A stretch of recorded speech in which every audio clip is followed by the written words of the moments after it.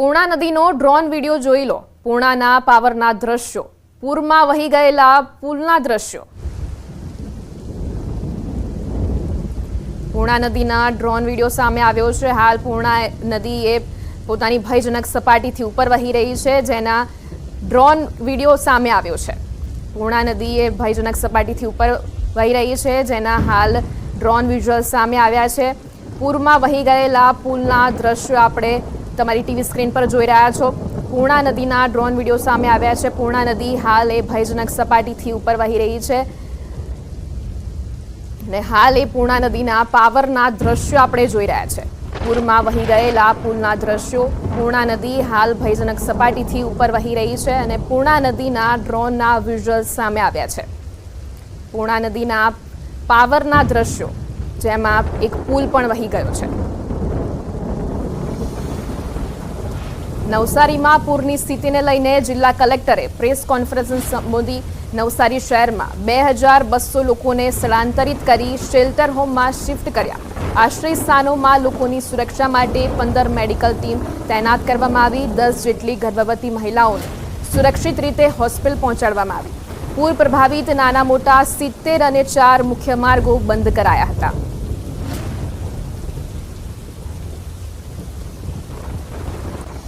નવસારીમાં 10 જેટલી ગર્ભવતી મહિલાઓને સુરક્ષિત રીતે બહાર નીકળવામાં આવી છે। 15 મેડિકલ ટીમ તૈનાત કરવામાં આવી છે। લોકોને આશ્રય સ્થાનોમાં સુરક્ષિત રીતે પહોંચાડવામાં આવ્યા છે। લોકોને સ્થળાંતરિત કરીને શેલ્ટર હોમમાં શિફ્ટ કરવામાં આવ્યા છે। 2200 લોકોને હાલ સ્થળાંતર કરવામાં આવ્યા છે ને જેમાં શેલ્ટર હોમમાં તેમને શિફ્ટ કરવામાં આવ્યા છે। આશ્રય સ્થાનોમાં લોકોની સુરક્ષા માટે 15 મેડિકલ ટીમ તૈનાત કરવામાં આવી છે, જેમાં 10 જેટલી ગર્ભવતી મહિલાઓને સુરક્ષિત રીતે હોસ્પિટલ પહોંચાડવામાં આવી હતી। પૂર પ્રભાવિત નાના મોટા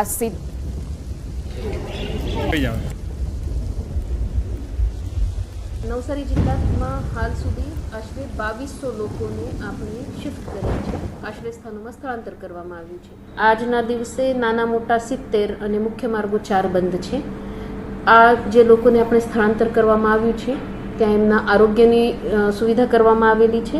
15 જેટલી મેડિકલ ટીમ સલામત સ્થળો પર નિમણૂક કરવામાં આવેલી છે। એના સાથે જ 10 જેટલા થર્ડ ટ્રાઇમેસ્ટરના એએનસી મધર્સને આપણે સિવિલ હોસ્પિટલ ખાતે શિફ્ટ કરેલું છે કે કોઈ ઇસ્યુ ન આવે।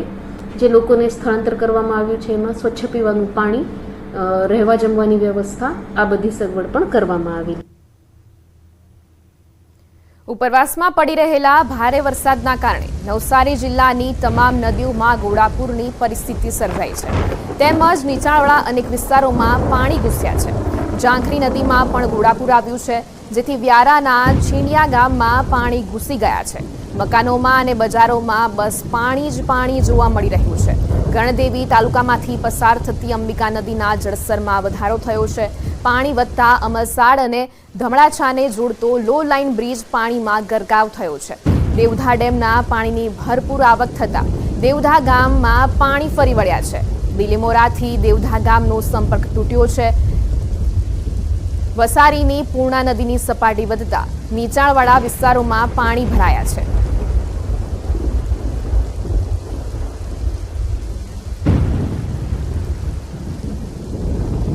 તાપી નદીનો આકાશી નજારો સામે આવ્યો છે। 2 કાંઠે વહી રહી છે તાપી નદી।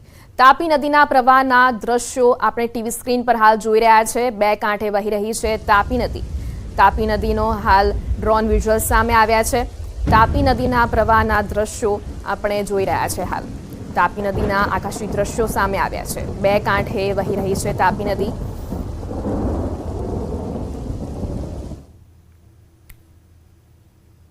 નવસારીમાં પૂર્ણા નદીના પૂરે અંતિમ સફર પણ કરી છે મુશ્કેલ। શહેરમાં પૂરની સ્થિતિ વચ્ચે અંતિમ ક્રિયા માટે હાલાકી ભોગવવી પડી હતી। ધસમસતા પ્રવાહ વચ્ચે ટ્રેક્ટરમાં નીકળી હતી અંતિમ યાત્રા। સ્મશાન ગૃહ સુધી જવા કોઈ વાહન ન મળતા ટ્રેક્ટરનો સહારો લેવાયો હતો।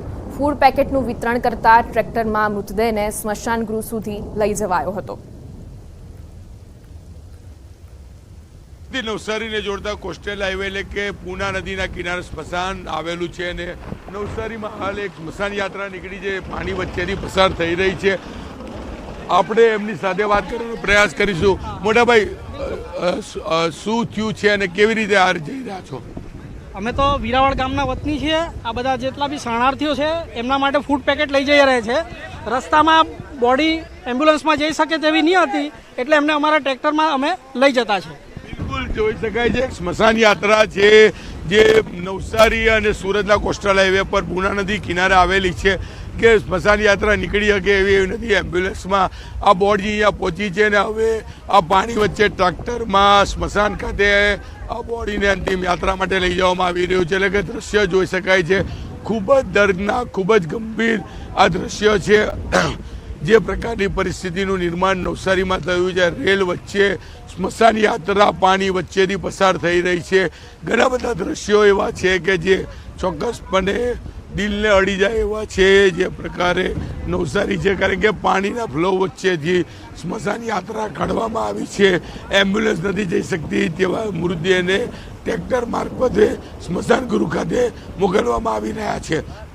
કેમેરામેન ભરત બ્રહ્મભટ્ટ સાથે કીર્તેશ પટેલ, ન્યૂઝ 18 ગુજરાતી, નવસારી.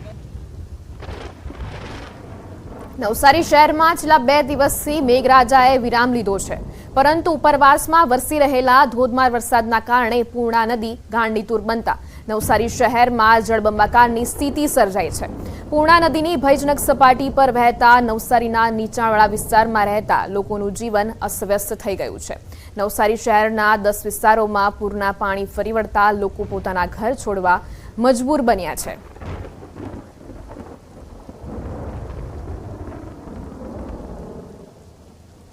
નવસારીમાં ભારે વરસાદ બાદ પૂરની સ્થિતિ. સુરત નવસારીને જોડતો કોસ્ટલ હાઈવે પાણીમાં ગરકાવ થઈ ગયો છે. નીચાણવાળા વિસ્તારોમાં મકાનો પાણીમાં ગરકાવ થયા છે. પાણીનો પ્રવાહ વધતા સ્થાનિકોની મુશ્કેલીમાં પણ વધારો થયો છે. પૂર અસરગ્રસ્ત લોકોનું સ્થળાંતર કરીને ટાટા સ્કૂલમાં ખસેડાયા હતા. સમાજસેવી સંસ્થાઓ આવી પૂર પીડિતોને મદદે પહોંચી હતી. તો સુરત નવસારીને જોડતો કોસ્ટલ હાઈવે પાણીમાં ગરકાવ થયો છે. નીચાણવાળા વિસ્તારોમાં મકાનો પાણીમાં ગરકાવ થયા હતા. પૂર અસરગ્રસ્ત વિસ્તારમાં લોકોનું સ્થળાંતર કરવામાં આવ્યું હતું અને ટાટા સ્કૂલમાં ખસેડવામાં આવ્યા હતા. સમાજસેવી સંસ્થા દ્વારા આ સેવાનું કામ કરવામાં આવ્યું હતું.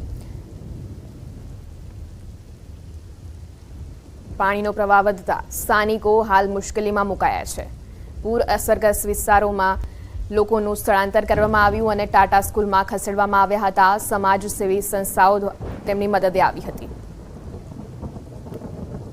નવસારીમાં પડેલો ભારે વરસાદ અને ઉપરવાસના વરસાદને લઈને પૂર્ણા નદી બેકાબુ બની છે. ત્યારે સુરતથી નવસારીને જોડતો કોસ્ટલ હાઈવે પર પાણી ફરી વળ્યા છે. દ્રશ્ય સીધા જોઈ શકાય છે કયા પ્રકારનું પાણી ફરી વળ્યું છે. તમામ મકાનો પાણીમાં ગરકાવ થયા છે. મુખ્ય માર્ગ જે છે કે નવસારીથી સુરતને જોડતો આ રોડ છે. કેટલાક લોકોનું સ્થળાંતર કરવામાં આવે છે.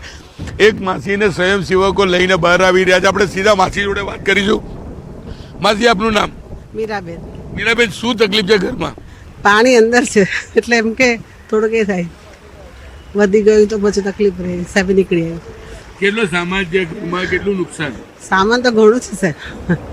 બિલકુલ. હજી એક બેન આવે છે, આપણે બેન સાથે વાત કરીશું. બેન, શું નામ છે આપનું? દ્રષ્ટિ. દ્રષ્ટિબેન, શું હાલત છે ઘરમાં? પાણી બહુ ભરાયેલા છે. પછી કઈ નહીં, બહુ પાણી છે. તો પછી પાણી ક્યારે ભરાયું અને કેવી રીતે બહાર નીકળ્યા? પાણી બહુ ભરાયું, પછી આ કાકા લેવા આવ્યા.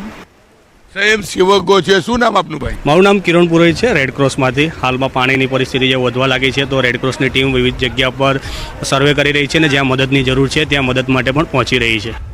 શું પરિસ્થિતિ છે તમારી? પરિસ્થિતિની એમ કે ધીરે ધીરે પાણી જોવા જઈએ તો જરૂરિયાત કરતાં વધુ પાણી વધી ગયું હોવાથી હવે કેવી રીતે બહાર નીકળી રહ્યા છો? બહાર નીકળી રહ્યા છે અમે બધા.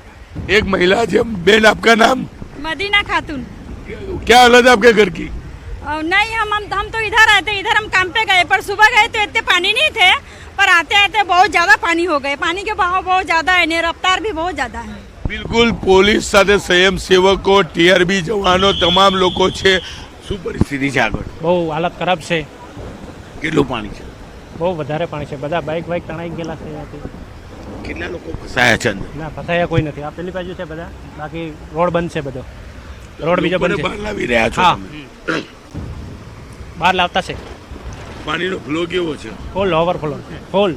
અહીંયા પાણી વધી રહ્યું છે, લોકોની સમસ્યા વધી રહી છે, લોકોને સ્વયંસેવી સંસ્થાઓ અને પોલીસ દ્વારા બહાર કાઢવામાં આવી રહ્યા છે. કેમેરામેન ભરત બ્રહ્મભટ્ટ સાથે કીર્તેશ પટેલ, ન્યૂઝ 18 ગુજરાતી, નવસારી. નવસારીમાં ભારે વરસાદને કારણે સ્થિતિ વિકટ બની છે. ધોધમાર વરસાદને કારણે ઘણા નીચાણવાળા વિસ્તારમાં પાણી ભરાયા છે. આ સ્થિતિમાં અસરગ્રસ્તોની વારે તંત્ર પહોંચ્યું છે. રાહત બચાવની કામગીરી, પોલીસ, વહીવટીતંત્ર અસરગ્રસ્તોની મદદે પહોંચ્યું છે. નવસારીમાં આવેલી આકાશી આફતમાં પોલીસ જવાનોએ પણ કમરસમાં પાણીમાં ઉતરીને લોકોને પૂરના પાણીમાંથી બહાર કાઢ્યા, તો એનડીઆરએફ, એસડીઆરએફના કર્મચારીઓ પણ કામગીરીએ લાગ્યા હતા. તો પૂરની સ્થિતિએ વચ્ચે તંત્ર મદદે પહોંચ્યું છે. જાબાઝ પોલીસ કર્મીઓ અસરગ્રસ્તોની મદદ માટે પહોંચ્યા હતા. પોલીસ કર્મીઓની કામગીરીને સલામ.